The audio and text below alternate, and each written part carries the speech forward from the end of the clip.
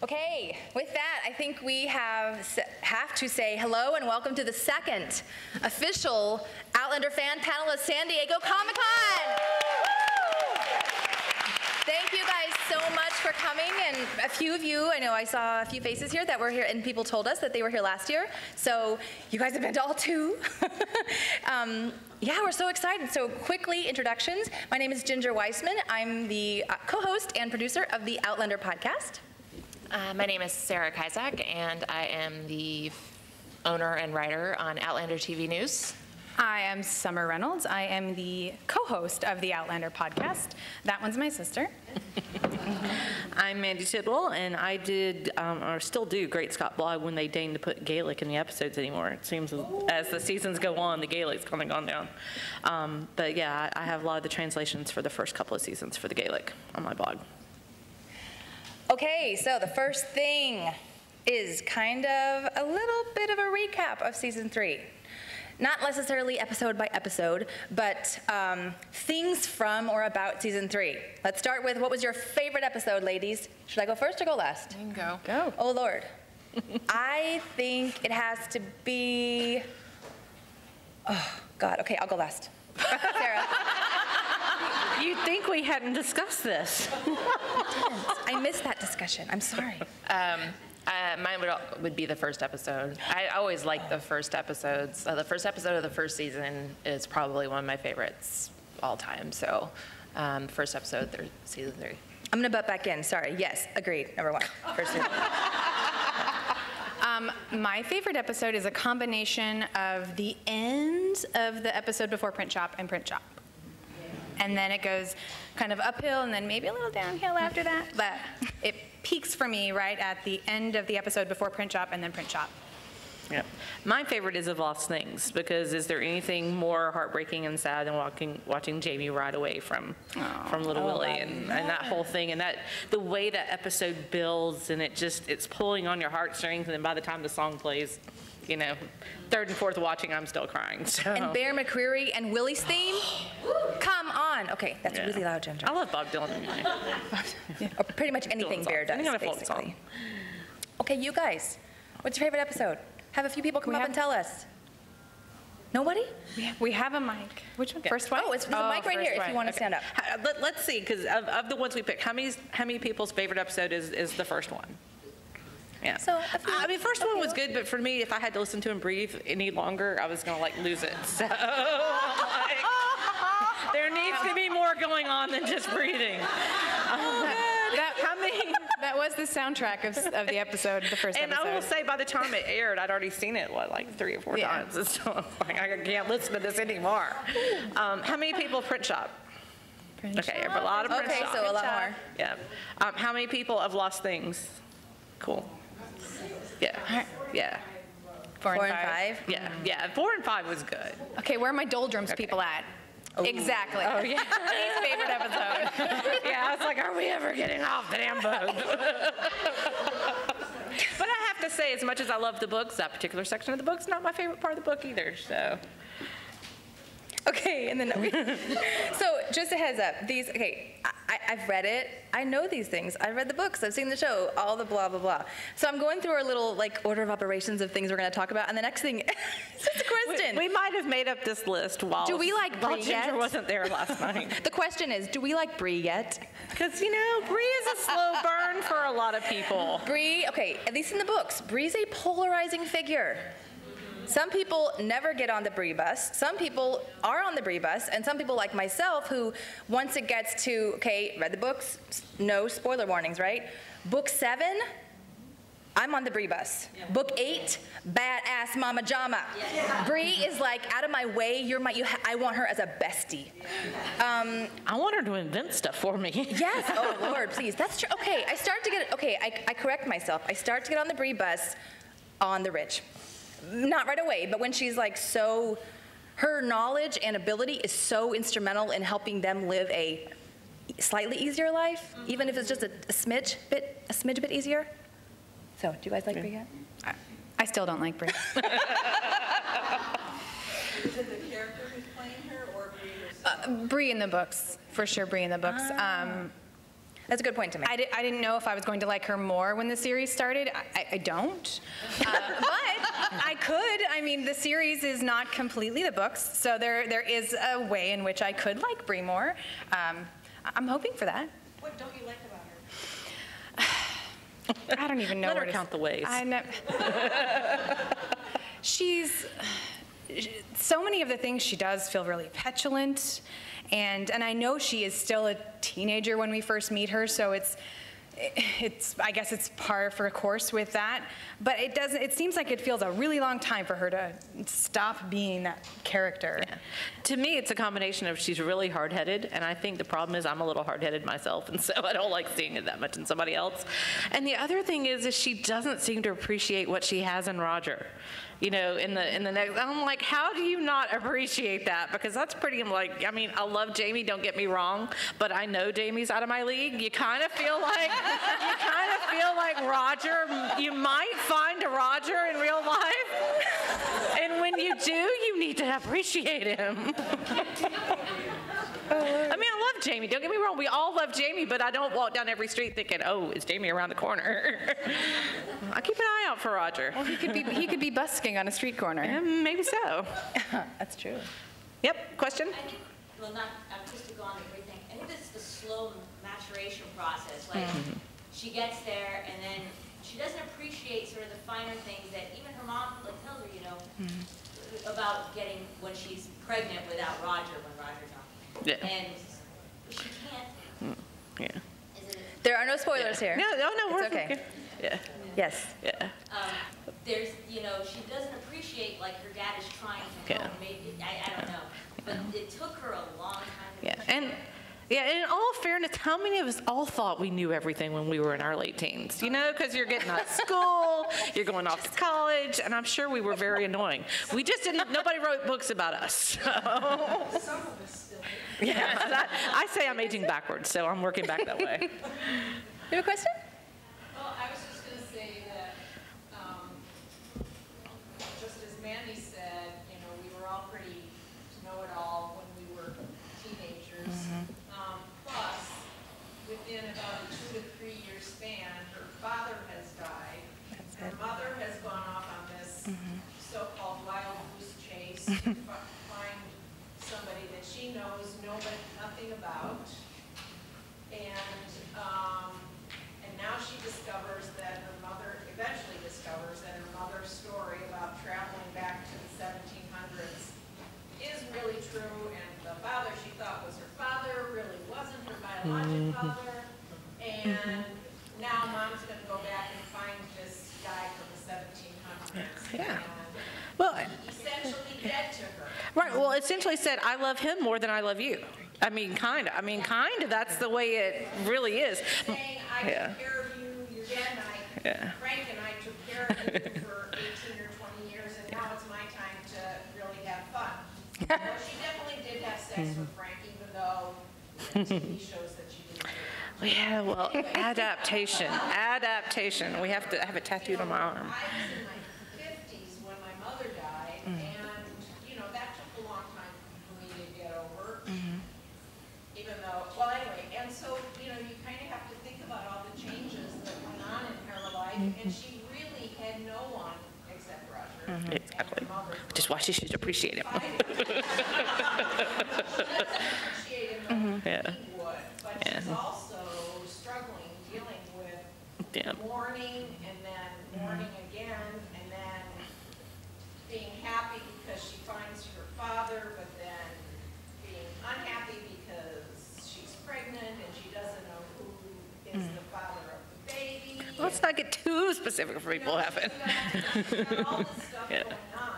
And Agreed. I think. like she, you know, she's feeling like the world is shitty. Exactly. So completely, there's a lot more than just Bree bugs me, right? She has so much, I don't want to say to swallow, so much on her shoulders, so much to handle that good gracious, I couldn't imagine being 18, let alone 21, 22. Yeah. You know, having to, if my mom had Yeah, gone well, I back mean, to think the about when in 18th real century. life, when you have friends that are going through a lot, it's not that you don't want to be there for them. You do, but it's exhausting, you know? And so I think Bree is a little bit like that. But that kind of brings up a good segue in that, do we think we've seen the last of Frank?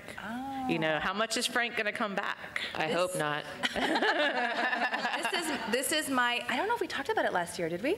I don't know. Okay, are we talking book or show? I don't- Because of course, show, well, they're both speculation, right?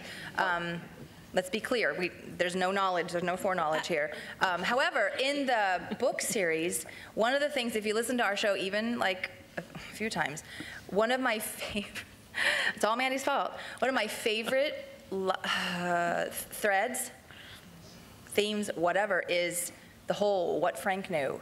Yeah. And when Mandy, and I have to say it because it still gives me like shivers. So in Voyager we find out, or is it DIA? Anyway, Frank dies in a car crash, right? Yep, we think. Well, hold on. So after book 8, Mandy and I were talking about Moby. Yeah. And she says, out of her mouth comes, I wonder if Frank's death was an accident. Yeah, I mean, I think after all the events my that happened in brain. book 8, you have to re-question, you know, kind of revisit. Was All it this- just a random car crash, or? And the reason, if I'm not mistaken, Mandy, and she like connected this for me. And again, pure speculation because we're not Diana and we don't have the books. But her thought was, if you've read book 8, I'm not going to say all the stuff that happened, but all the stuff that happens in book 8, the letter she finds under the desk, all those things, you're like, holy kajokus. There's so much, like, and Diana has said, and always, many people say, once a spy, once a spook, Once a always spook, always a Once a spook. spy, always a spy. So he had knowledge of the Fraser prophecy. He had knowledge of the Brach and Seer prophecy. He had knowledge of stuff and baddies that pop up in 8 that, of course, make me love Bree even more at that point. That makes you think, like, by the time she finds that thing under the desk, the tape is like, it was left there like since the 50s or something. The tape is old and crackly. The letter is kind of crackly. How much had he been planning? How much did he know and when, you know what I'm saying? So that when Diana popped out with, yeah, I'm gonna write a book at some point, what Frank knew, and I could be wrong, but the first time I heard her announce that was on the stage in Sacramento at the library when she did her book tour for Moby, and she said that, and I heard it, and I was like, excuse me? That, honestly, to me, that's the most interesting thing in the entire series. Well, and because it's a mystery. Yeah, and I think it brings up new questions with the show too, because I mean, how many people got a really good look at that apartment in Boston? How many people think a college professor could afford the apartment in Boston? I'm thinking he's getting money under the table. No, it's just Outlander has such a great set design. Of course, they're not going to make something that doesn't look amazing. They had the Paris apartment; they had to reuse it. They couldn't have fit all the cameras into a smaller apartment, so. I've been to Boston though. Like that is not what most of them look like. So, what do you guys think? Have we seen The Last of Frank? Books, TV adaptation, what have you? I hope not. You hope not. Oh, well. First of all, can I just say, Friend of Frank, sorry, no, I've never hated Frank, but as soon as we got Tobias, I was like, come here, Frank. Right? And I will So, say, no, I like to see more of Frank. I mean, every time I post something on either the website or on our Facebook page about Frank, like there was some set photos of him on season 4. Don't know if it's actually going to make it into the show, but people were like, get out of here. Why are you still around? Like every time. There are people with very, very strong opinions on Frank, and honestly, I just love Tobias so much that I do not care. yeah. So if he shows up for like a minute, I'll be happy.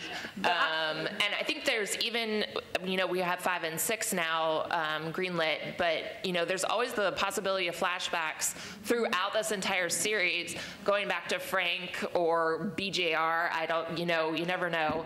I think Frank's more of a possibility, but I'm just hopeful that maybe we'll see just, like a minute a season would be great. Chris Parnell. And I will say, I feel about Frank in the adaptation almost the same way I feel about Gone with the Wind. For those people who've read the book versus seen the movie, they're both great, but they cut out all the humanizing parts of the Scarlett O'Hara character in the movie because they wanted to focus on her being And so I kind of feel like they did the same thing with Frank. They cut out all the things and all the things that made people friends of Frank in favor of just showing him to be a cad who's running around on his wife. And Diana has been very clear from the very beginning that you don't know what Frank did, and would an honorable man who took her back pregnant, after being gone for 3 years, would he really do that? So, Well, I started the series by reading the 4th book first accidentally. So I have a very skewed view of Frank. So when I started the book, we were all on the ridge, and these are all the people that matter. So when I went back and I realized I need to read all these books now. So I went back and I started at the beginning, and I was like, what? Who is this Frank dude? I don't care about him. And then I'm like, where's Jamie? And they kept calling Jamie young Jamie, and I was like, when do we meet real Jamie? Where's the Jamie that I know? So for me, Frank was something that kept her from being with Jamie, and I wanted her to be back with Jamie on the ridge. So it was hard for me to care about Frank. I cared a lot more about series Frank because I knew the whole story at that point, but I think Tobias Menzies' casting definitely made me care more about Frank for sure. Who loves Tobias? Just be honest. There it is. I was like, who all the can't hands. wait for the Tobias, crown? for the record, that was almost every hand. Maybe just bring it back in any minor little bit, like the apple. Yeah. I mean, you could do an entire. I know people are going to hate this. You could do an entire episode of a Frank flashback. Flashback. Frank backs. I think people would. I don't know. Who says they're not I would going like to throw it back Oh. to my April Fool's joke where I did do that. There was going to be a whole Frank episode and people lost it. And my annual April Fool's jokes, probably people never read past the headlines. So I think the year before I said that it was going to be premiering in January, and up until the actual premiere date, people were still saying that to Diana, and she's like, where did that come from? So April Fools, April 1st, just actually read past the headline with any Outlander news, because people will still be repeating that to me. But just going back to a whole Frank episode, people were like, what? No, I will stop watching. I'm canceling Stars. So, Yeah, But how? I think it's embedded in the story for it to have that meaning. I think that's where the flashbacks have really made the most difference, is that when it explains the backstory of that. So I think that's the part that has to happen. That's what I would go. But didn't we get some great new characters in season 3? I mean, not only like brand new characters, but like grown-up characters, because I'm completely in love with older Fergus. So I always liked Fergus in the books, but I didn't think he was that good looking. So, new characters in season 3. Yeah. Who? Oh, Lord John. Okay, so we have David Barry as Lord John Grey. And he was jet lagged and having just flown from Australia and have a baby. Imagine what the man's going to be able to do with sleep. When he's actually acclimated. Yeah, I have not yet. I am saving it for winter binge watching. Yeah. I think young Ian, John Bell, I think is fabulous. Just the humor and the kind of wide-eyed, and I'm doing a reread of this book right now, and every time young Ian speaks, I'm like, I can see that immediately of him having the perfect facial expressions and what? And and sticking his foot in his mouth as much as possible. So I just think that John Bell's the perfect actor for that. Well, and conversely, I'm looking forward to him growing as Ian grows and goes through what he goes through. I'm not going to spoil it for people who don't know. Okay, fine. I'm really looking forward to all of the Indian stuff, and I'm looking forward to the what do they say? The First Mohawk. Nation? The Mohawk Nation. I'm looking forward to that stuff the most. I know that I just totally skipped ahead, but that and Rollo. And we want credit. We want credit because we were on tour in Scotland when they set up the Mohawk village for filming. And our tour guide, who's a friend of ours, figured it out because her mom like stumbled over them setting it up in the woods, and we didn't go down and look at it. So. Well, they were blocking people, which they don't normally do. Yeah, but we had insider knowledge. We could have gotten around it. We could have probably. But it was in the woods right outside of Pit Lockery, which they've released photos now. But. Yeah. So who are the others? So we have Lord John Grey, Young Ian, Fergus, adult Fergus, season 3. Yeah, season and who 3. else, sorry? Yeah, we'll get to season 4. Marsley. Yeah. Marsley. Rhymes with parsley. Marsley Parsley. She said it, you guys. You guys heard her I say said it on purpose. Normally, I would say Marsley. No, she says what would Marsali. Ginger She's normally not say? a wine. Marsali. Well, Yeah. whatever. Sorry, when you listen to the book since 1999, Yeah. it's in my head, and Davina's in my head, and Yeah, there's I a promise couple you, of things that Davina got Davina's not wrong. going to change her pronunciation, I don't think, for the next book. We'll see. But I'm not saying I'm right. I'm saying it's 20 years almost of oral. I've never listened to the audiobook, so whatever I've been saying, like Leary, like her name, I always said Lagohair in when I read it in my head. So when people started saying Leary when the adaptation, I was like, what? Leary? How did So they it's make Lagohair. that? Well, it's like Gaelic in general. Yeah. So many letters. Yeah, Gaelic, if you're looking at Gaelic, my rule of thumb is whatever you think it should be pronounced like, say the opposite and you'll be closer.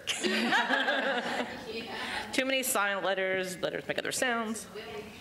Willie. Oh. Young Willie. Oh, I know. Young Willie, yes. Oh, But I'm really looking forward to grown up Willie more. So, I'm looking forward to him falling into an outhouse. because little Willie was mostly a brat. that scene. I love that someone, when Willie was mentioned for, season 4 or something, someone on Twitter asked, like, I think it was Meryl or somebody, that, if Sam was going to be doing young Willie, and I was like, huh? Let's not do that. Young, but not that young. Yeah. He's only like, I was like, yeah, he's only like 9 or 10 or something. Yeah. I'd like to make a comment about little Joni. Oh, she's... Existed in book 3. Yeah. Little sentence or two. But she was just wonderful in the TV version.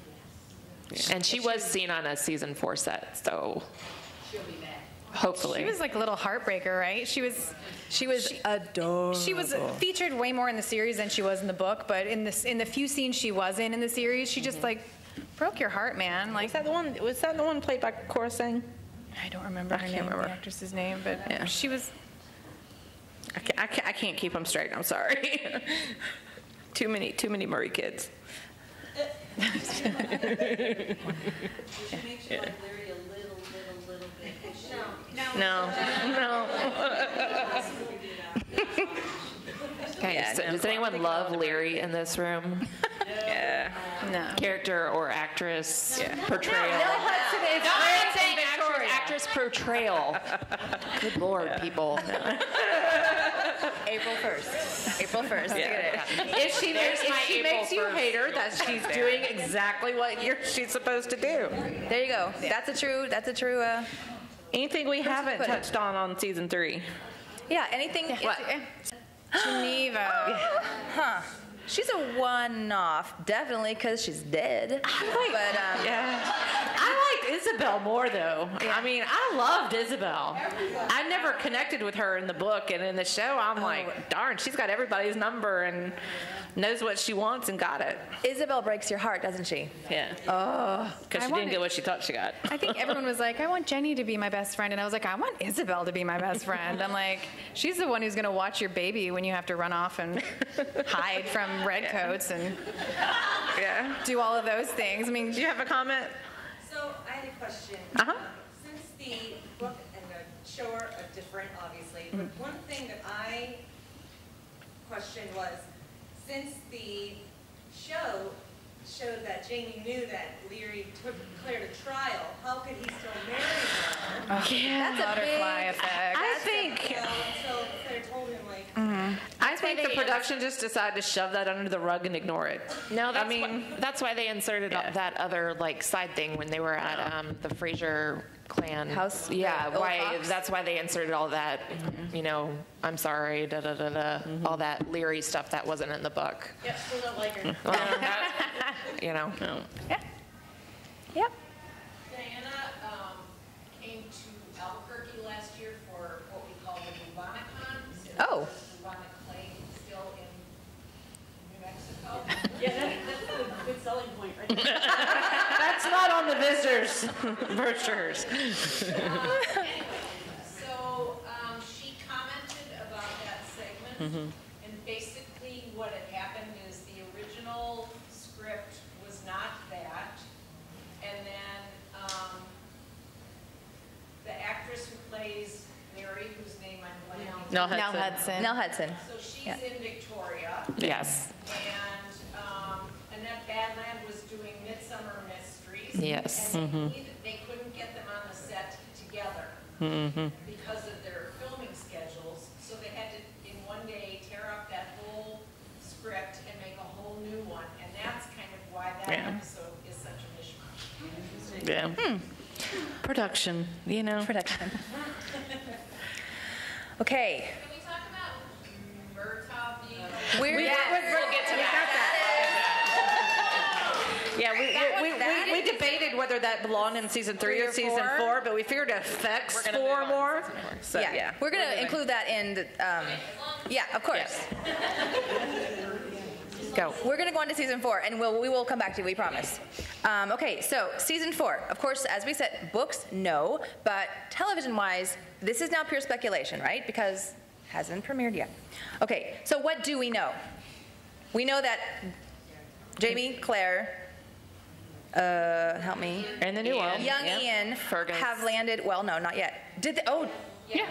Oh, that's right. Okay, so everybody and the baby are in the New World. Excuse me, the colonies of Georgetown. Well, Marsley was not Marsley there is yet somewhere in the book. Yeah. I think on the show, though, This she's is the on show. the boat. Yeah. Well, we don't. Well, know. she was on the boat, but we weren't yeah. shown them. The closing was Jamie and Claire. But are we to assume that, because they were said, okay, there's a shipwreck, everybody else is down there or whatever, right? So from what we are assuming, young Ian, Fergus, and I will do my best, Marsley, There it is. are there with the boat. Okay, so in the book, of course, Fergus and Marsali stayed back because they were there long enough for her to get pregnant. And they knew it. It was far enough along that they knew it. So they're like, yeah, she's not going to travel. Okay, so that's a slight difference. But again, that's actually kind of awesome that they're all kind of all together. Okay, it also prevents or does not necessitate Fergus being absent. So it offers potentially more character possibilities or scenes. Also basically allows them to be there and not off camera, off screen. Okay, so we know that they're all there. We know that a nice family took them in-ish to help them like get dressed out of their rags. What else do we know? We know there will be flashbacks because Tobias was seen on set. Yep. We know there's a dog. We know there will be Native Americans, First Nations.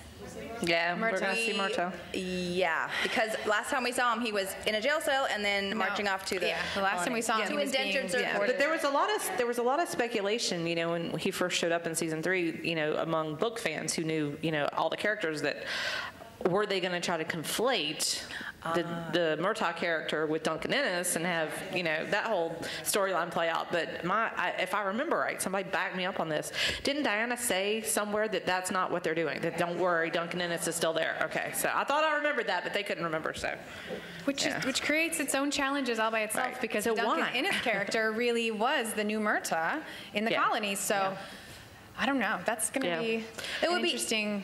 Wouldn't it be interesting pairing. if he stays and if there is a Duncan Ennis and Duncan Ennis does the thing that he needs to do, which is stay with Jocasta, stay at River Run, and then again pure speculation, Murtaugh is there and he stays on the ridge. I just think he didn't look that healthy in prison. That's true. I don't know how long he's going to last. He was a little coffee in the jail. Well, I just don't know what purpose he's going to fill. That's what I can't figure out is what, there has to be a purpose other than just people, everybody loved Uncle LaCroix, which, I loved him. But, I just... I have a hard time believing that, that's not going to be, Jamie's got clear back and they found young Ian. So his next thing would be... Right, to find... Right. Yeah. Could be. It may just be a made-up plot line. Yeah. Yeah, because if you thing would be finding Murtaugh. yeah, because if you remember in book 4, one of the things that the deal that they get is signing the contract, signing the whatever you call it, with agreement with Governor Tryon. The land grant. The land grant. And in return, he, when needed, will call people to arms or gather a militia, right? So one of the things that he's doing, even after he signs it, but before anything like that happens, one of the things he does is I believe he goes as well, but he also sends people. He's like, look, I'm going to go out, or he told, I think it was in the book, Duncan, to go out and find our men, find our the Ardsmuirmen, right? Ardsmuirmen. So find our men and tell them I can't have them here. I will care for them here, right? And he goes out and finds them. And wouldn't it be nice if he finds Murtaugh on a roundup? Yeah. Duncan finds Murtaugh, who's played by Duncan. He loved, Murtaugh is a separate thing from just being an artsman. Correct. Oh, no, yeah. Oh, exactly. Yeah. It's family. exactly. If he knows Murtaugh's alive, and he knows that Murtaugh was transported to the as soon as he gets young Ian back, his next order of business, I would think, if he's speaking true to character, would be to find. Yeah. And then the question becomes, in this search, are Jamie and Claire together? Do they get separated? All that kind of stuff, because then there's tension with that. But, I love Fraser's Ridge. I want to see him on Fraser's Ridge. But the one thing I'm really looking forward to for this next season is I want to see Roger singing at the Highland Games with Bree.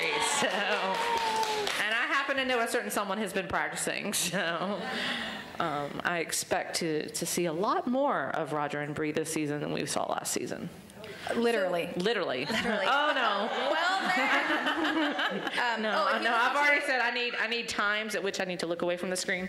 If you listen to our latest Very episode, specific. if you listen to our show at all, you know I don't love reading a lot of graphic stuff. But if you listen to our latest episode, it's the episode of the discussion, chapter discussion, chapter 40 of Drums of Autumn, Virgin Sacrifice. Well, where that happens, right? In the shed.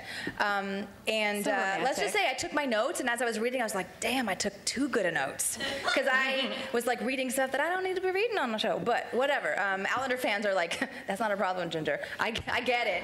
But yeah, so that's fresh in my mind. So yeah, I think we will be seeing a little bit more of them. So what are we forgetting anyone as far as new characters? They haven't shown up yet. Okay, people we don't have yet but are coming in for. Stephen Bonnet. Oh, Bonnet. Yeah, Jocasta. And Jocasta. Oh, who's? Phaedra and Ulysses. Yeah. I'm really Oh my gosh, looking so forward to basically those. everybody. Everybody. Yeah. Ulysses, Phaedra. And the twins. Oh, yeah. Wait, who? Twins. Oh, Lord have mercy. Lizzie Weems. The twins. Has Stars ever had a threesome in one of their shows? Yes, they have. Okay, I don't watch the other shows. I don't know. Who could do, I know it involves the twins kind of sideways-ish, the Beardsleys, but who could kind of do without the whole scene where they come up on the husband who had a... Yeah. But... Stroke guy. Yes. It was interesting. Oh, maybe not. Everything is so intertwined in Diana Gabaldon's universe. It's you take one thing out, and you can absolutely do that, but if you take this thread out, you just have to be very careful. I know the writers are ridiculously amazing, but yeah, so they're more amazing than my feeble mind can handle, because that's not my job, that's not what I'm paid for, so I'm not paid anything. That's the other interesting thing this season, though, is we've got a lot of new writers. Yeah. So it's going to be interesting to see how much difference you can tell in who writes what. Which I think works because with each new location, it's a whole new cast of people. So the only people that are, the people that are always the same is you're going to have your Jamies, your Claires, your Brees, your Rogers, and those. But all of the side and auxiliary characters are new every season. So if you have new writers writing those people, Keeps it fresh, it's good. Absolutely. It does. Absolutely. Totally keeps it fresh. As long as they never get rid of Tony. No, yeah, we need Tony. Sorry, Team Tony. I'd love to. Yeah. Tony like broke Tony. my heart with the witch trial, killed me again with Faith, and then Tony and Matt both co-killed me with Print Shop. So, I mean, yeah. I like Matt better when he Please. writes with somebody else, though. Yeah. I mean, I like Matt. He's a true fan, but sometimes I feel like he tries too hard to make the book stuff go in, even if it's not where it's supposed to be. And I mean, I like what he does, but I like Tony. I like Tony better. So okay, we mentioned Stephen Bonnet. Is he the biggest? I mean, there are minor characters that kind of like rub you the wrong way or whom we don't love, but he's the biggest baddie in Before, right? Bonnet's the new BJR. Yeah. Yeah. I mean, and he doesn't go away right away. Until book 6. He, like BJR, he keeps showing up for several books. Yeah. There was a question over there. I want to make sure we don't forget you. Oh, that's okay. Oh, Willoughby was great. I think he's one of those characters I almost liked better on screen than in the book. Yeah. He was. So, yeah. Yeah, I could relate to him. He's one of those you kind of had to see to believe. I mean, I just, He was much more caricature, and then the show was Yeah. But I always struggled with that because going back and reading it again through the lens of having watched the season and seen the portrayal they did, I wonder how much of that caricature was created by me. 100%. Yeah. How Yeah. much of it was me exactly? Yeah. Exactly. So I go back through and I'm like, okay, I need to look more at myself before I start judging whatever on a character. But I also think we need to remember that Claire was seeing it as a woman born in, right Yeah. in the Great War in 1918. She wouldn't have had sort of the nuanced sort of eye for, Well, I mean, that was pretty close to the time in which this country doesn't have a good history with how we were teaching, treating Chinese and that was going on. Asian Americans. We're also seeing it through her lens, yeah. her filter. So, Doesn't make it right. It's just what was. Yeah, no, I'm just saying. Yeah. But so when we see the portrayal that the showrunners and that they created for the screen, is maybe we're seeing without Claire's. Yeah, I'm really interested to see how they're going to treat slavery too, because I mean, it's a tough question. I mean, how do you make it feel real but not make it feel exploitative? So, Yeah. So it's a tightrope. I mean, I just want to mention, just as the season has progressed and the fan base has progressed along with ratings, we're now attracting, I wouldn't say better actors, but more well-known actors. So we have Maria Doyle Kennedy and then freaking Billy Boyd. I was like, what? So we've got like Orphan Black, The Tudors, and Downton Abbey, and Lord of the Rings. I mean, hello, just even like minor characters. It's just like, yeah, it's a step up. And it's still great to see like unknown actors being cast in major roles too, because obviously Sam and Katrina, when they were cast, nobody knew them, and now we all love them. So I just think it's nice that the show has still continued to recruit new talent, but also that we're attracting these other major actors that kind of will bring their fans with them to the show, because I know Lord of the Rings people and Billy Boyd fans will probably watch, and Maria Doyle Kennedy fans will also watch. So it's nice. And how cool is it that we're getting 5 and 6? Oh my God. I mean, we don't have to sweat things for We have for 2 a years little before we while. have to sweat again. And that happened actually, gracious. Like, swear, I'm being a little bit facetious, but I'm really kind of not. Every time, and it's weird. Summer and I went to Scotland in 2015 just for our first trip, just for funsies. And I forget what happened, but I'm sure something was announced at some point then. I don't know what it was, but something happened. Whatever. That's out of my head now. This year we went back in May, and I swear, as soon as we got there was the announcement of November, right, for season 4. And then, like, back to back, there was season 5 and 6 pickup, and I was like, dude, we just, can't you wait? No, But- it's not a plague, it's not a plan, but everything happens when we leave. But I wonder if they gave us Obviously, you should go back over. Oh, we should go back over. Well, we're working on it. November date, so Yeah. Scotland, bye. Right. But I also wonder if they gave us 2 seasons to temper the fact that there's going to be a 7-month hiatus in between Production. production. Yeah. So We're going to need new drought. I mean, we'll have the show. They just won't start filming again. Correct. Yeah. Until probably right around when the show actually ends. Or we were trying to decide if it starts airing in November, are they going to take breaks for Thanksgiving and Christmas/New Year? So exactly how long a stretch will it air over? So that's going to be really interesting to see. That's a good question. So let's say, okay, I believe it makes sense to do so, at least for Thanksgiving and Christmas, because, I mean, it just makes sense. But if they didn't, would you call in sick to your Thanksgiving dinner? Done. Done.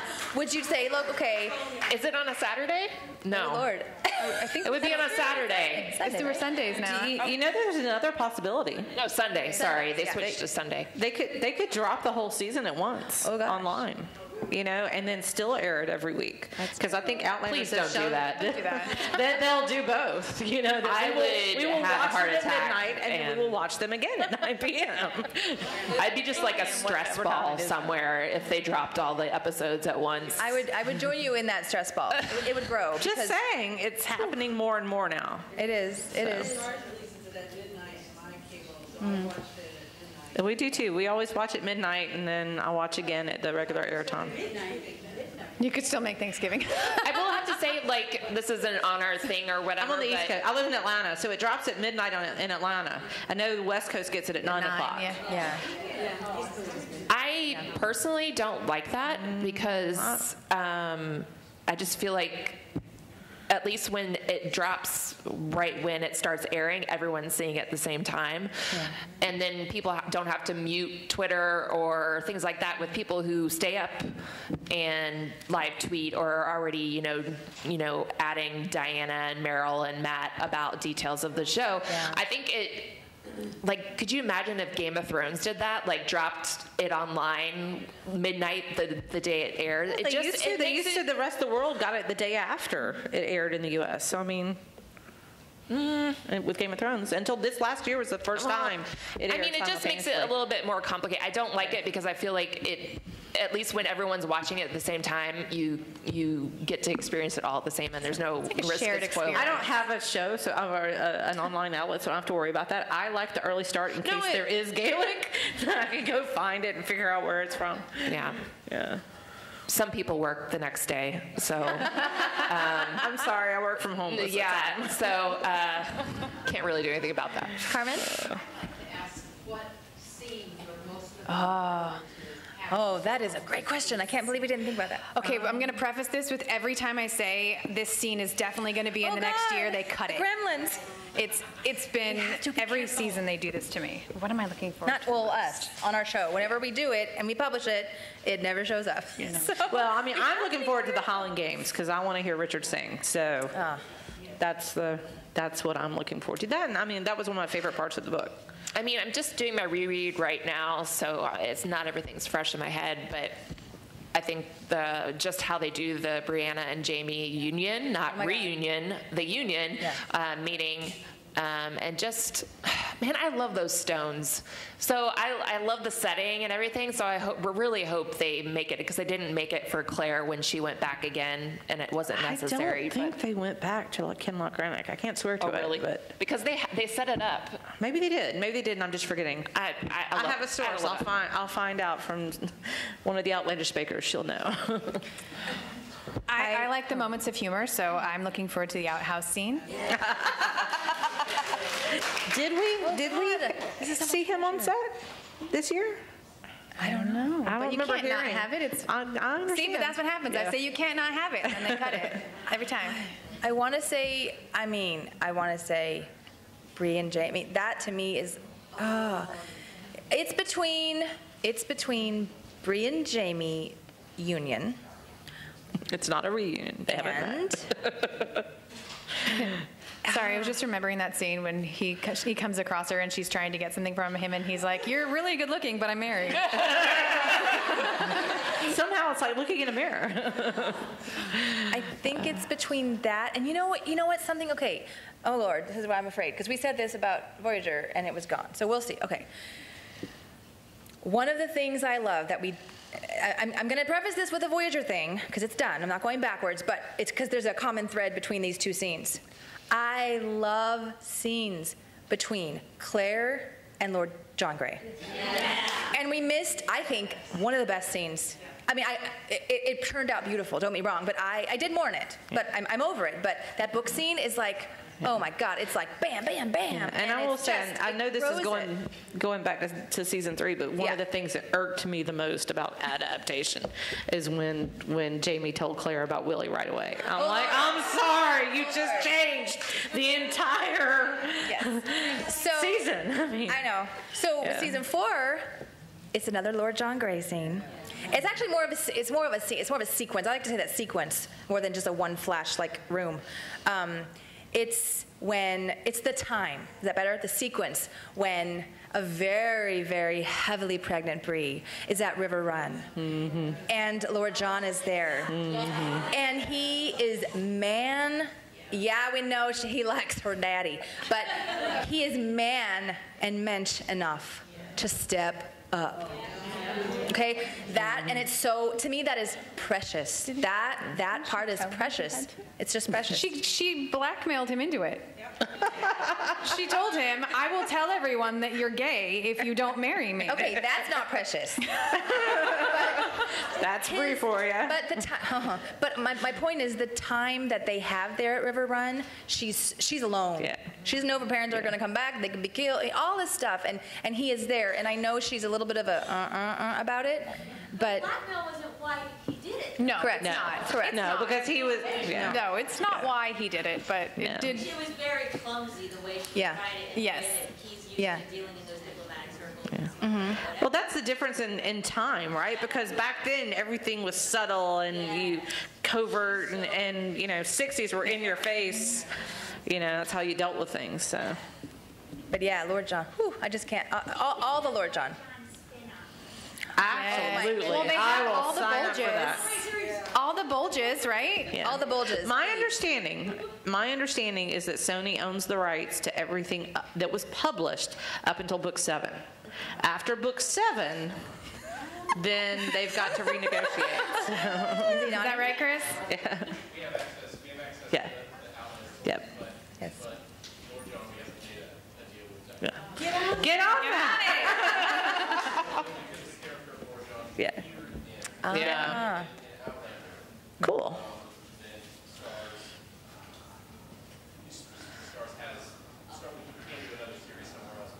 Yeah. Gotcha. Well, that's cool. We want that on your priority list somewhere. We'll help you bump it. How about we finish the series first? All the books are a given. All the books are a given. Okay, with the last few minutes, we're going to turn it over to you guys. Questions, anything, comments. Yeah, you don't have to ask those questions. You can ask each other questions. You can just share your opinion of something. Anything. If you use the microphone, that'd be great. Yeah, it would be a lot easier because we are trying to record this, and we don't always video and audio recording on the audio part. So, if you'd like. Yeah, absolutely. Come on. I have a loud voice. Yeah. I like it.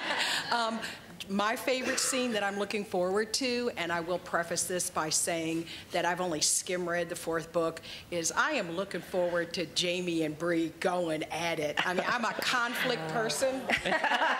A lawyer in conflict. No. So is it that? Imagine that, but I am so looking forward that she gives it as good as she gets it. So I am Because Sam does Mad very well. Yes. And oh my gosh. Sam does Mad being, Yeah, well, she's not too shabby at that. No, stuff. I think Sophie can do it. So I do like Bree. But See, now you saying that brings up 2 different scenes to me. That I see how they're always like butting heads and blah blah blah. But then there's also the scene when she's like, I should have stopped it, and he physically shows her you could not have stopped it. Yep. So that's not in there. We're revolting, right? There will be rebellion. It'll be interesting to see the chemistry between Sam and Sophie. Yeah. Because we haven't seen them on screen yet, so it'll be interesting to see. I can't wait for that either. Okay, I think that's about all we have the time for, you guys. Thank you for being here. Oh, thank you. She said for 5 minutes. For our second, and hopefully we'll be back and doing this again next year. And if you don't have to rush off to the next thing, we are in the Mary Hollis Clark room here at the library. And we have the room for 1 to 3 for you guys to come in, come out, take pictures, visit, get some tchotchkes, do whatever. So a little Outlander fan meetup. All right. Thank you guys so much. Thank you so much.